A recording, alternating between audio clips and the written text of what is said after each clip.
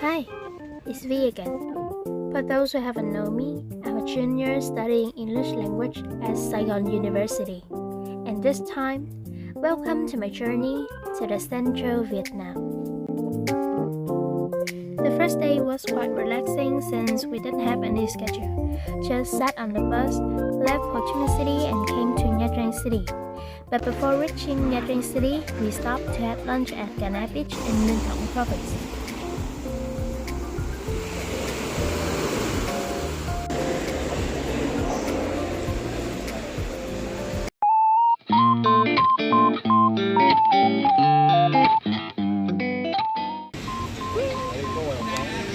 We're here in the Institute of Oceanography. Morning of day 2, we visited the Museum of Oceanography.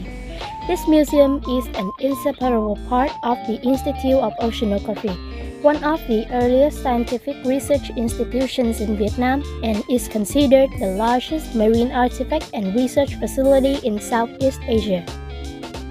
We watched and were told about 1,000 kinds of marine existing in Vietnam's territorial water.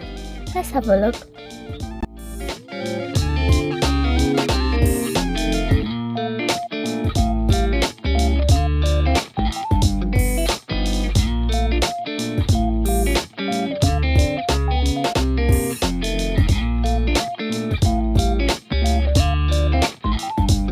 Leaving the Institute of Oceanography, we came to Hòn Chồng Beach, a tourist attraction in Nha Trang City. It was raining a little bit, so we moved to an ancient house to listen to some music first. The friendly and talented artists here can play 4 or 5 different ethnic musical instruments.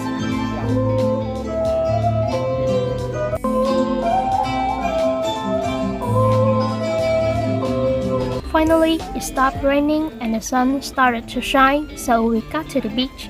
The name Hòn Chồng, in which Hòn means the rocks and Chồng means to heap up, describes the large rocks that heaping up together here. It seems to be unconnected.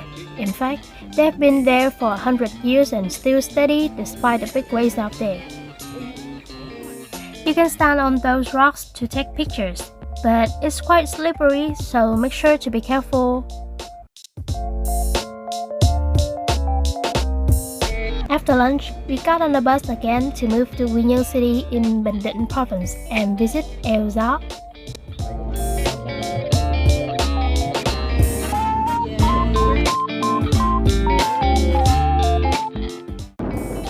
Same as Hòn Chồng, this place is named after the specific office.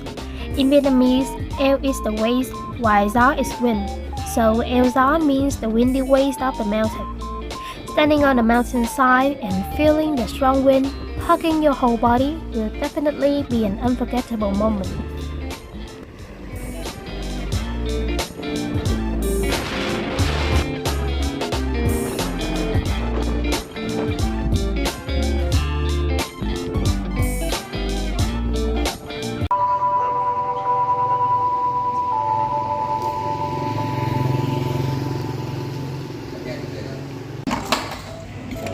It's 6:30 in the morning and we're gonna have some fish noodle for breakfast.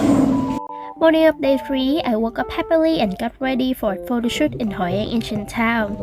I was so excited because I've been waiting for this for so long, but unfortunately, it was raining and the town was already inundated when we reached. Therefore, we had to move back to our hotel and wait for dinner. We have finished our dinner and now we're going to the ancient town. Yay! On the streets, people open small shops selling arts and crafts such as pictures, gardens or silk, and small salons for body massage and shampoo.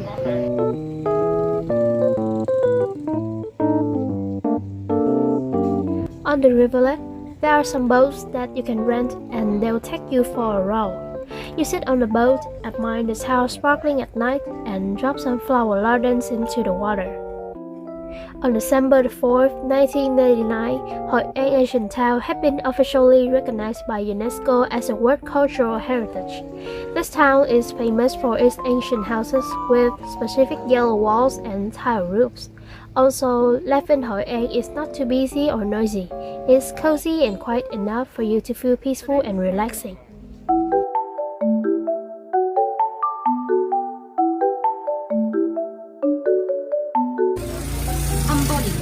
두 번째예요. No, my first time. 따뜻하고 물가가 저렴해요. 한국보다. 네.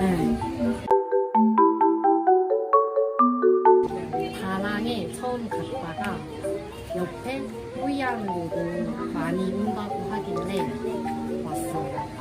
바다도 있고 강도 있고. Well, I read something about Vietnam before I planned the trip. Or I saw the pictures. I think it gave me a cozy feeling, like really so small city and with the beautiful lands, and that is what's the feeling when you come here. 올드타운은 처음인데 너무 화려하고 예뻐요.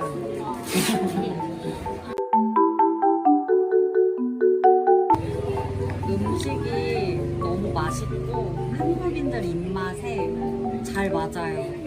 그래서 음식이 제일 좋아요. 그리고 날씨. 비 오는 거 말고 온도가 좋아요.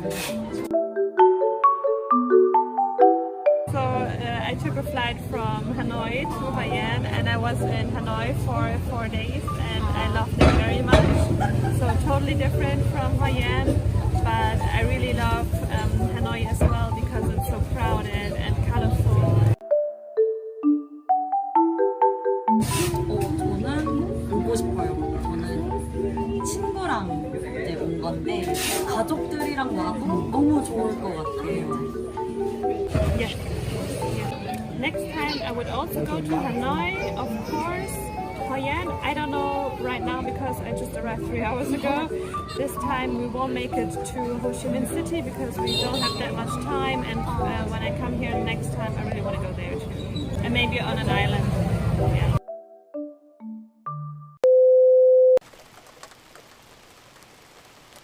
Đột mưa rồi đó Keo. As you can see, we were in Hội An again and were sheltering from the rain. Luckily, we had already visited Queo, the temple bridge, and watched the town at daytime.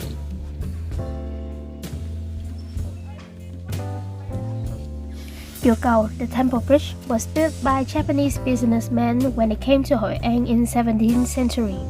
That's why it's also called cầu Nhật Bản or Japanese bridge.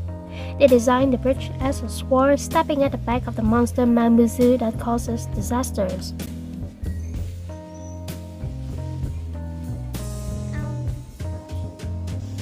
This is Hội quán Quảng Đông, Cantonese Assembly Hall. This is a place for Chinese living in Hội An together. The main hall is where people worship Quang Vũ, a famous army general during the Three Kingdoms period in China. Every corner in the hall is decorated in antique Chinese style. Gives the hall a solemn but peaceful vibe.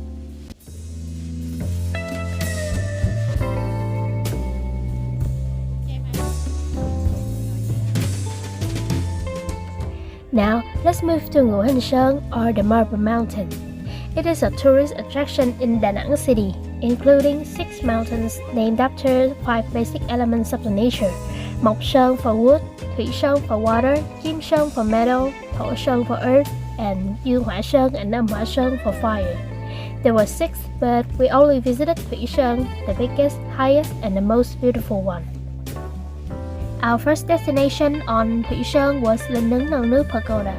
Actually, in Da Nang city, there are 3 pagodas that have the same name Linh Nướng Non Nước, Linh Nướng Bà Nà, and Linh Nướng Sơn Trà. If you connect these 3 pagodas on a map, it will become a triangle, and many people believe that this triangle can protect the city. Outside Linh Nướng Non Nước Pagoda, there's a white, huge statue of Gautama Buddha sitting and facing to it.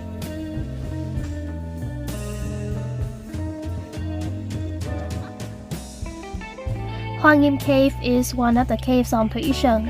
As you step in, you will immediately see a wooden statue of Avalokitesvara Bodhisattva at the entrance. Walking inside, there will be another wide space where people worship many gods and saints in Buddhism and local belief. On the roof of the cave, there's a hole that pours light into the cave, makes the space look sparkling and miraculous. Before dinner, we got to visit Linh Ứng Sơn Trà Pagoda, one of the 3 Linh Ứng Pagoda in the city. Located at Sơn Trà Peninsula, this is the newest and largest pagoda, built in 2004 and completed in 2010. Here, you will see a huge statue of Avalokitesvara Bodhisattva facing the sea. People believe that posture of Bodhisattva is protecting the fishermen walking offshore. This statue is 67 meters high, used to be the highest statue in Vietnam.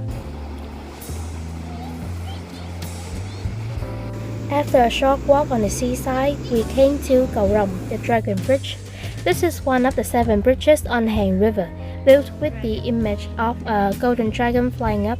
At 9 p.m. every weekend, the dragon will perform breathing fire and water.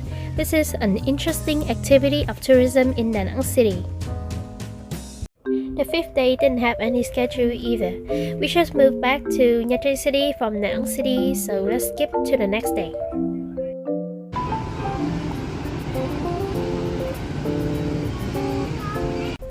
Day 6 was a busy day. We woke up early and visited the stone church first. The official name of it is the Cathedral of Nha Trang, but the local people prefer to call it in many other ways, such as the stone church, the mountain church, or nhà thờ ngã sáu. The cathedral was built by French and have a Gothic design. The statues of Jesus Christ, Mother Mary, and the saints are placed outdoor. There's also a large stone wall that contains the ashes of the parishioners.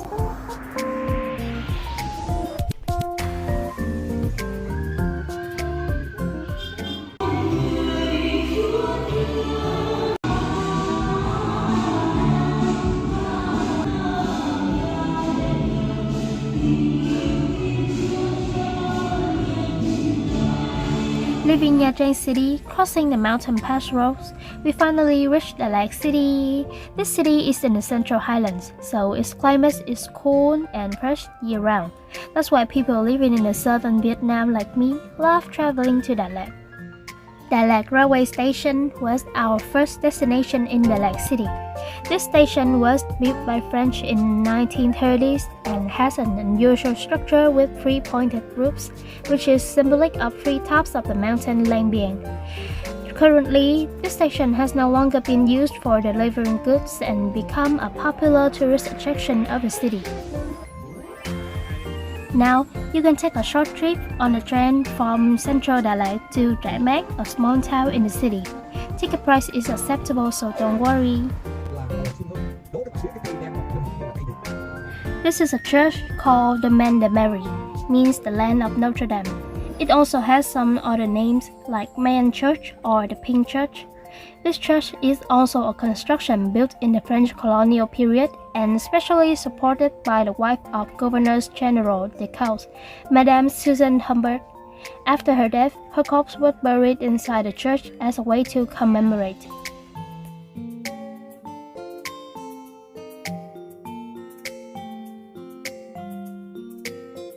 Behind the church is a training class, also the small shop selling handmade woolen clothes to raise funds for the orphans living here. The orphans will be taught to embroider and knit, make woolen clothes or souvenirs, then sell them. We're in Đà Lạt City!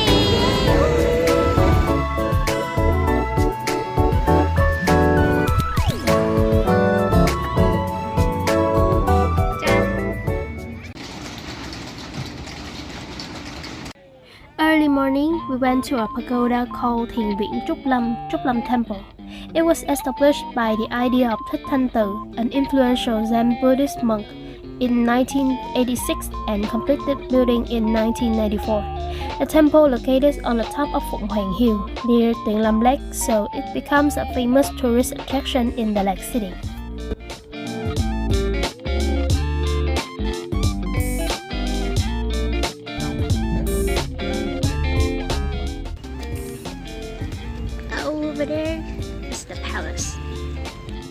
We've reached Dimba, the third palace of Bảo Đại, the last emperor of Nguyễn dynasty. This palace has a modern but elegant and cozy vibe, enough for the royal family to stay in every vacation. Inside the villa, there are 2 floors with tons of rooms: living room, meeting rooms, the king's office, kitchen and dining room on the ground floor, private rooms of the members, and some entertainment rooms of the king and queen Nam Phương are upstairs. The outdoor space is a verdant garden with many different kinds of flowers and plants.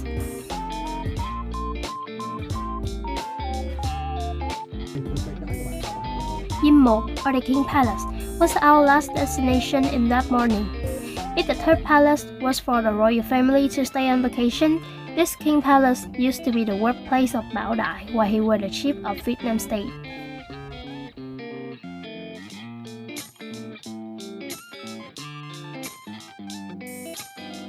At first, in 1940, the villa belonged to a French millionaire, so it has the modernity and luxury of French architecture and is completely contrasting to the third palace. After a break at noon, we came to Lang Biang Mountain, also called the roof of Đà Lạt City. To get on the top, it will take you about 2 to 3 hours for a trek, but only 10 minutes going by jeeps and cars. Experience was so good, so I highly recommend you to try this vehicle. It was raining a little bit when we reached the top, and the scenery was completely covered by fog. But just a few minutes later, they all got away and gave back a magnificent view. We were fed with grills and specialties of the Central Highlands for dinner.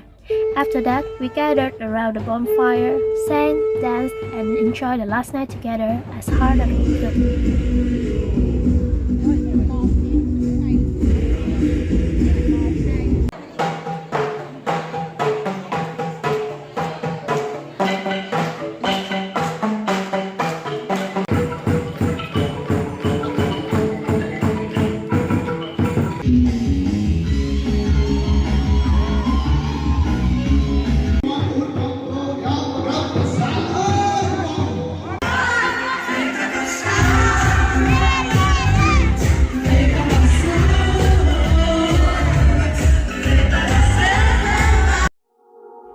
This is the end of my 8-day 7-night trip to the Central Vietnam and Central Highlands.